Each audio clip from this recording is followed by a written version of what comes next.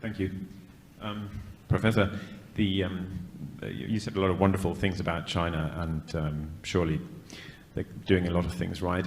But how do you reconcile the fact that to make it work for China, it seems to be based on a high level of repression, environmental destruction, censorship, a certain ideological stubbornness? I mean, we've spoken about Hong Kong, the Uyghurs. How do you reconcile that, and why do you think that's? I mean, do you think that's tolerable? Thank you. I'm really glad you asked that question because your question captured very well the Anglo-Saxon media's perception of China. And I would suggest to you very bluntly that it's a distorted perspective of reality. Let's take the first word you use, repression.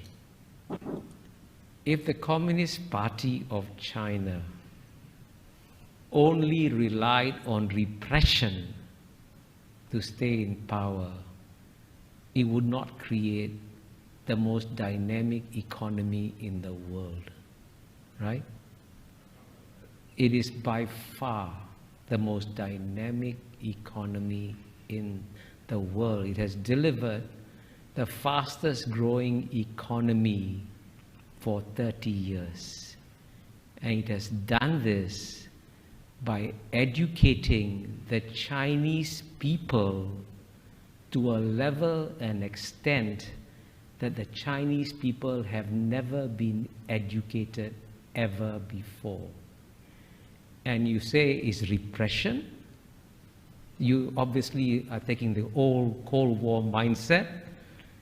I was in Moscow in 1976, and I saw repression in Moscow. And when I was in Moscow, the Soviet citizens were not allowed to travel outside the Soviet Union. That's repression. In the year 2019, 139 million Chinese left China freely. Guess what? Zero defectors. 139 million Chinese, right? That's twice the population of the UK. Went back to China. So all your description, when you say environmental degradation, China's climate change policies are far more responsible than those of the United States, which has not once, but twice withdrawn from global environmental protocols. Kyoto Protocol, the Bush administration left 8 years. Paris Accords, Trump administration left 4 years. And you know what? The reason why we're having climate change today is not because of new flows of greenhouse gas emissions from China and India.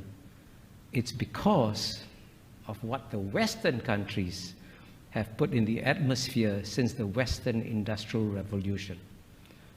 Get the data.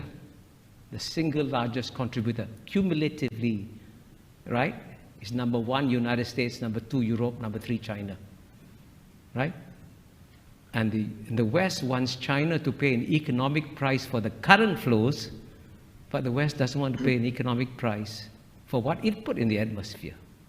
You want to deprive the Indians of electricity when the United States could just, by the way, if the United States could impose $1 a gallon tax, that would save the world. Cut down gasoline consumption, raise money for investment in green technology. Simple solutions. And by contrast, the largest reforestation program in the world is carried out by China. It has already reforested an area the size of Belgium or bigger, right? So all your descriptions capture the natural distortions of China that you get in the Anglo-Saxon media, which violate the rules of the Enlightenment, which say that you must be rational, calm, and objective. especially in understanding your adversary. And if the Chinese were as stupid and as incompetent as you describe them to be, don't worry about them. But I can assure you, you are now dealing with a far more intelligent and rational actor that doesn't fit any of the Anglo-Saxon categories that you applied to them. Please forgive my bluntness. Now you're putting words into my mouth. I would like to hear from Stefan Aust whether he agrees with the view that China is not a repressive system. Well, I wouldn't agree with this. It's a communist party. It's not a democracy. But this is the way it is. And I don't think that we should try to change the world where we cannot change it. And when I see how they control the population, that helps if you have a pandemic, when you have a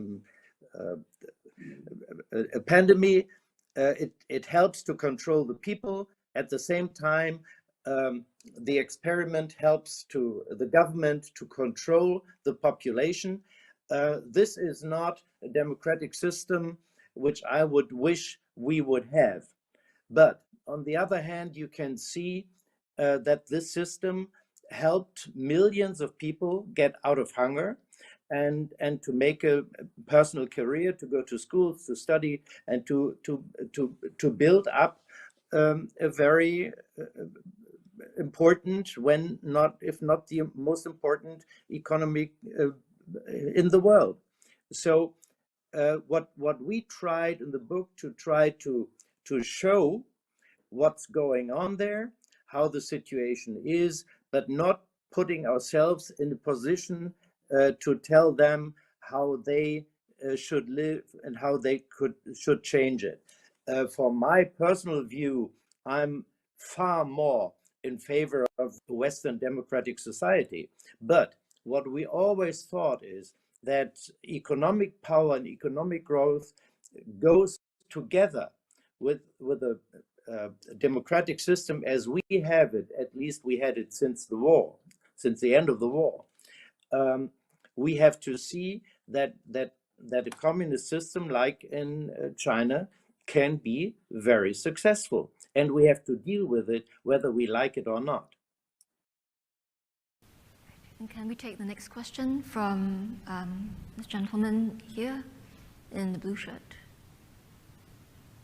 Oh, okay. She came first? Okay.